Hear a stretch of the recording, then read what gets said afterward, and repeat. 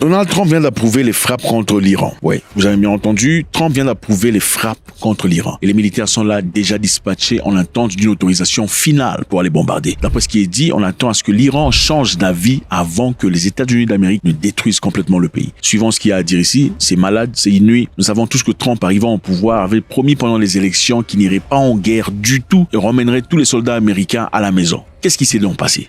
Suivant. Dans une information de dernière minute, Donald Trump a officiellement approuvé des plans pour frapper l'Iran, pour que les États-Unis entrent en guerre contre l'Iran et attaquent des sites nucléaires, selon le Wall Street Journal. Mais le problème, il n'y a pas encore d'approbation finale. Il attend de voir si l'Iran va, de lui-même, abandonner ses avancées nucléaires et ses installations nucléaires, d'après les dernières informations du Wall Street Journal. 3 personnes au fait des délibérations sur ce dossier ont déclaré que Donald Trump avait approuvé les plans finaux pour frapper l'Iran. Mais l'ordre final est toujours en attente. Les installations nucléaires iraniennes restent opérationnelles, mais Donald Trump attend de voir si Téhéran va abandonner son programme nucléaire de lui-même. Mesdames et messieurs, c'est important. Donald Trump est en réunion avec son Conseil de sécurité nationale en ce moment. Nous pourrions assister à une frappe contre l'Iran dès ce soir. Donc le plan a été approuvé, ils sont simplement en attente pour une confirmation afin d'aller en action. C'est de la maladie, c'est de la folie, c'est justement ce qui risque de commencer une guerre inouïe et transformer pour toujours la vie comme on la connaît. Alors, nombreuses personnes parlent ici d'une personne intéressante au nom de Lindsey Graham. On dit, qu'est-ce qui s'est passé à travers Trump? Trump qui apparemment ne voulait pas de guerre. Qu'est-ce qui s'est passé soudainement? Comment ça se fait que ça se passe aussi vite que ça? On parle de Lindsey Graham. Je sais que généralement, quand on parle de Trump, on parle de Poutine, on ne parle pas des gens tels que Lindsey Graham ou Victoria Nuland, qui jouent des rôles très importants dans le changement actif de la couleur géopolitique américaine, surtout en termes de guerre. Alors, avant d'y aller, on va d'abord écouter ce que monsieur Lindsey Graham avait à dire. Ça nous aidera à comprendre où nous sommes. Garantir cela. Le président Trump, sous quelque forme que ce soit, peut-il, pouvez-vous vous engager à ce que cela ne mène pas à une guerre plus longue? Je peux vous garantir que si l'ayatollah obtient une arme nucléaire, il s'en servira. Je le crois de tout mon cœur et de toute mon âme. Donc ce sont les hommes et les femmes qui servent qui partent, pas les gens qui répondent à un sondage.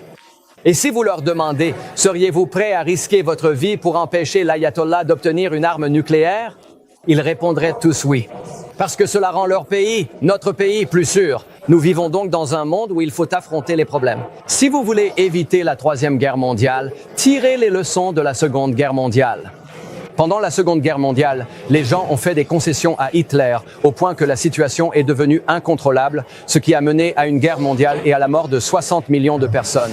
Nous vivons donc dans un monde où il faut payer maintenant ou payer plus tard. J'espère que cela sera éliminé. J'aimerais voir ce régime tomber, mais je vais laisser cette décision au président, quant à ce qu'il faut faire et au moment où il faut le faire. Mais je sais d'une chose, si nous n'éliminons pas leur programme nucléaire maintenant, nous le regretterons tous. Nous sommes très proches. Soyez totalement engagés, Monsieur le Président, pour aider Israël à terminer le travail. Et voyons où nous en serons après avoir neutralisé notre programme nucléaire. Donc voilà, c'est Lindsey Graham en train de parler que la vie serait beaucoup mieux sans l'Iran tel qu'il est aujourd'hui et il faudrait que les États-Unis d'Amérique réagissent maintenant. Alors, qu'est-ce qui serait la cible? La cible principale ici serait les installations nucléaires et principalement l'installation nucléaire de Fordo, qui est la plus grande en ce qui est connu du public.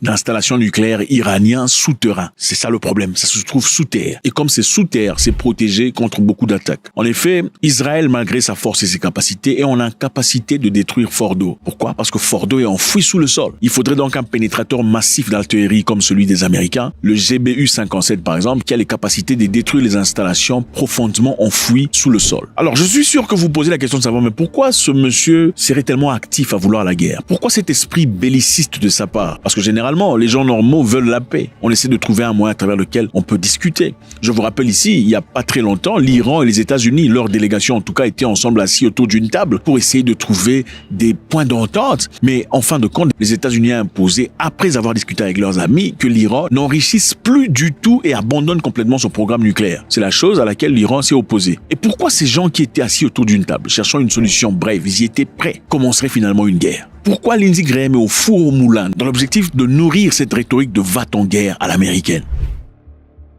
C'est une personnalité politique qui a été là depuis très longtemps, très influente. Ce sont des gens qui sont pas généralement pas devant, mais derrière, mais qui sont très influents. C'est quelqu'un qui a été influencé à plusieurs reprises par des entreprises de fabrication d'armes. Il est souvent sponsorisé par ses bailleurs de fonds. Ils sont dans un programme de lobbying inuit. Chez eux, c'est du lobbying, mais chez vous, en Afrique, on appelle ça corruption, n'est-ce pas? Où on donne de l'argent aux membres du gouvernement ou des gens influents de la politique afin de pousser leur agenda. Alors, qu'est-ce qui se passe? Vous devrez certainement en train de vous poser la question de savoir comment ça se fait, c'est quoi le lien avec les fabricants d'armes?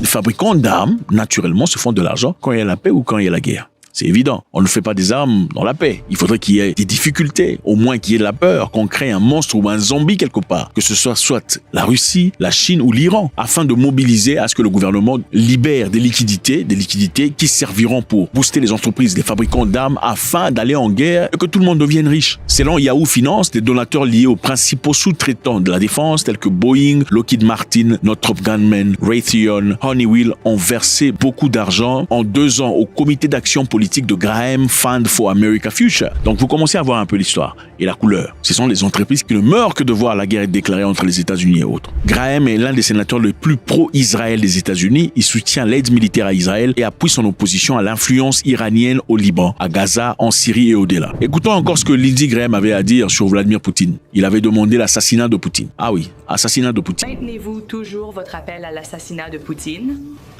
Maintenez-vous votre appel? Oui, j'espère qu'il sera éliminé d'une manière ou d'une autre. Peu m'importe comment ils s'y prennent pour l'éliminer. Peu m'importe si on l'envoie à La Haye pour le juger, je veux juste qu'il parte. Oui, c'est dit publiquement.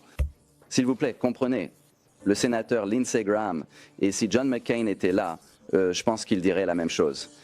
Il est temps qu'il parte. C'est un criminel de guerre.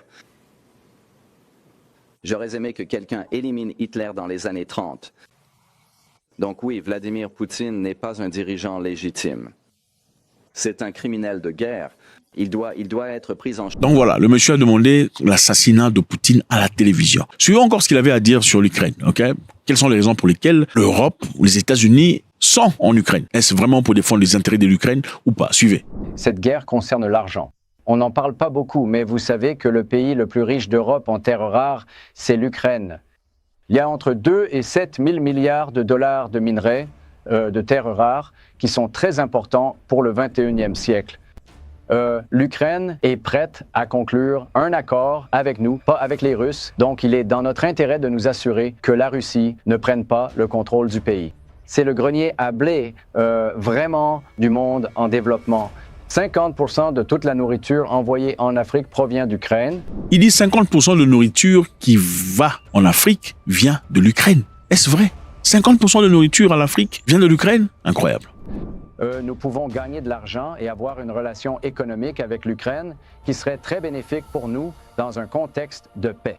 Donc, Donald Trump va conclure un accord pour récupérer notre argent, pour nous enrichir avec des minéraux rares, un bon accord pour l'Ukraine et pour nous, et il va apporter la paix, alors que Biden a été un désastre en matière de gestion des méchants. Donc cette guerre, c'est une guerre d'argent. Beaucoup de personnes en parlent. Il le dit clairement, c'est une question d'argent. On va chercher un moyen de s'enrichir. C'est ça la raison pour laquelle nous y sommes.